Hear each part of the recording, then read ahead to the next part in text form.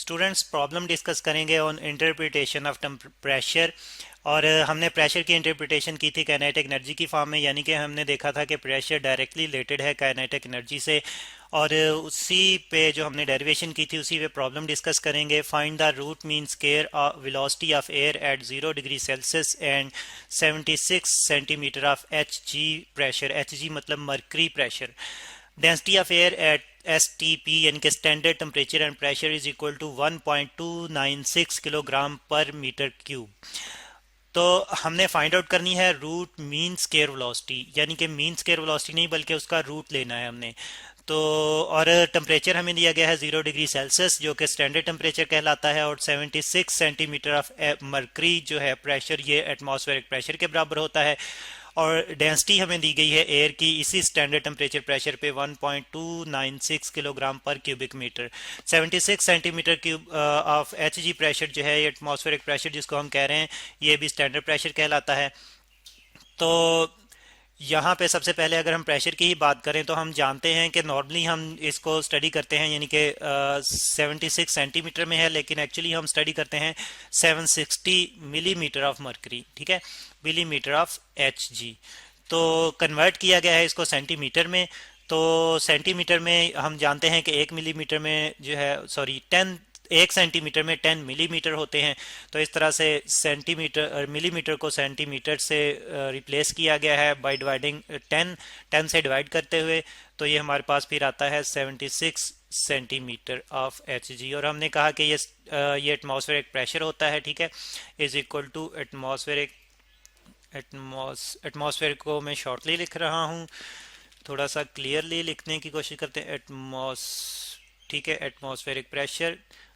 तो ये हमारे पास एटमॉस्फेरिक प्रेशर है, और जब हम इसको स्टैंडर्ड यूनिट्स में कन्वर्ट करते हैं स्टूडेंट्स, तो ये हमारे पास आता है equal to 1.01 into 10 raise to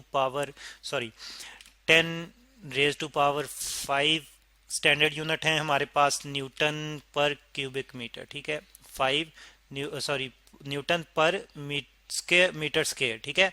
हम जानते हैं कि प्रेशर है फोर्स ओवर एरिया, तो एरिया के यूनिट जो हैं वो मीटर स्केयर हैं, तो पर मीटर स्केयर आ जाएगा क्योंकि एरिया यहाँ पे डिवाइड होगा फोर्स से, फोर्स को डिवाइड करेगा, यानी कि डिनोमिनेटर में आ रहा है। तो बहरहाल हम प्रॉब्लम सॉल्व करने से पहले डाटा जो है वो नोट डाउन कर लेते हैं। डाटा हमें जो गिवन है वो, एक तो हमें जो है वो टेम्परेचर गिवन है, तो जो कि स्टैंडर्ड टेम्परेचर है T is equal to 0 degree Celsius is equal to 273 kelvin, ठीक है। और फिर हमें प्रेशर गिवन है, और प्रेशर जैसे कि हमने देखा कि 76 सेंटीमीटर ऑफ एच जी जो है, यानी कि मरकरी जो है, एच जी मरकरी का सिंबल है, ये एटमॉस्फेरिक प्रेशर है, और इसकी वैल्यू स्टैंडर्ड यूनिट्स में जो कि न्यूटन पर मीटर स्क्वायर होते हैं, ये हमारे पास आ रही है 1.01 इंटू 10 रेज टू पावर 5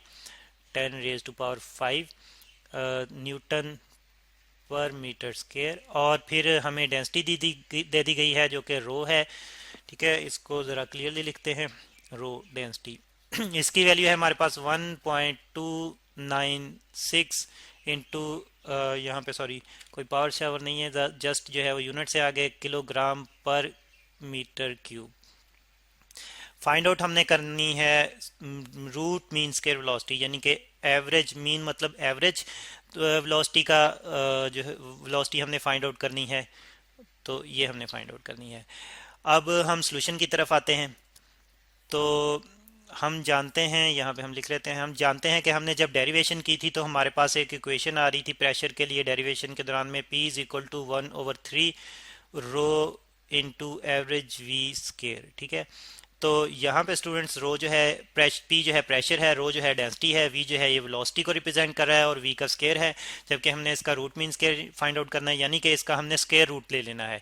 अच्छा, जब इसी क्वेश्चन को V के लिए मॉडिफाई करते हैं तो फिर ये हमारे पास आ जाती है 3 जो है P के साथ मल्टीप्लाई होगा, तो 3P डिवाइडेड बाय रो जो है इस तरफ आके डिवाइड हो जाएगा, तो is equal to average V का स्केयर आ जाएगा।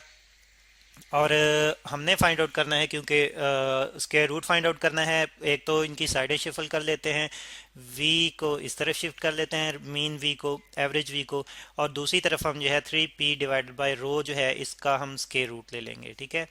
तो ये हमारे पास जो है वो एवरेज वी के लिए इक्वेशन आ गई है रूट मीन स्केयर वेलोसिटी के लिए। अब वैल्यूज पुट करते हैं, तो वैल्यूज पुट करते हुए हम सॉल्व करते हैं। v is average is equal to, तो 3 मल्टीप्लाइड बाय प्रेशर की जो हमने स्टैंडर्ड यूनिट फॉर्म में वैल्यूज जो थी वो ली थी वो यहाँ पे पुट करते हैं।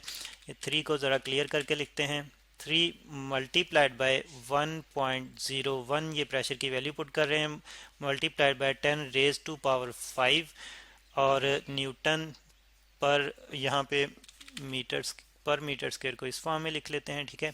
और डिवाइड हो रहा है ये डेंसिटी से, डेंसिटी की वैल्यू पुट करते हैं 1.296 किलोग्राम पर क्यूबिक मीटर, ठीक है। अब कैलकुलेटर की मदद से जब हम वैल्यूज़ को सॉल्व करते हैं स्टूडेंट्स, तो वैल्यूज़ को सॉल्व करते हुए वी एवरेज की वैल्यू हमारे पास आ जाती है 483.5। और फिर अगर हम यूनिट्स को सॉल्व करें तो यूनिट्स को साथ में यहाँ पे सॉल्व कर लेते हैं। एक तो हमारे पास न्यूटन है, अगर न्यूटन को मैं कन्वर्ट करूँ इसके बेस यूनिट्स में जो कि मेरे पास आते हैं किलोग्राम मीटर पर सेकंड स्क्वायर, ठीक है।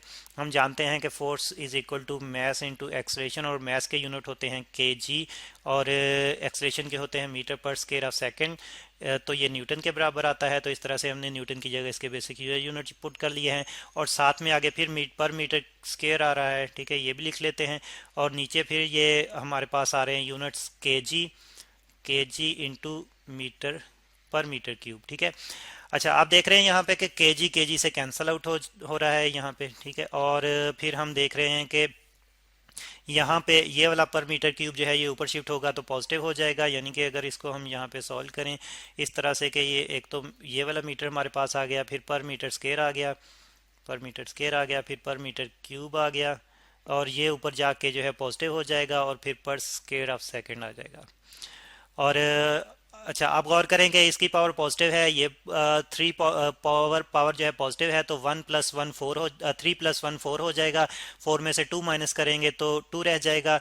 तो इस तरह से हमारे पास ये जो यूनिट आ जाएंगे मीटर स्क्वायर और पर सेकंड स्क्वायर, और जब इसका स्क्वायर रूट सॉल्व करेंगे तो मीटर पर सेकंड आ जाएगा। तो इस तरह से फिर वी एवरेज हमारे पास आ जाएगी 480। अच्छा, इसको मैं राउंड ऑफ कर रहा हूँ, 484 और मीटर पर सेकंड, ये हमारे पास इसके यूनिट आ जाएंगे। तो स्टूडेंट्स, ये एयर की वेलोसिटी है जो हम कंडीशंस दी गई थी उनको यूज़ करते हुए, और प्रेशर की इंटरप्रिटेशन जो हमने की थी काइनेटिक फॉर्म में, उसको यूज़ करते हुए हमने एवरेज वेलोसिटी ऑफ एयर जो है वो फाइंड आउट कर लिया, जिसको हम root mean square velocity of air भी कहते हैं।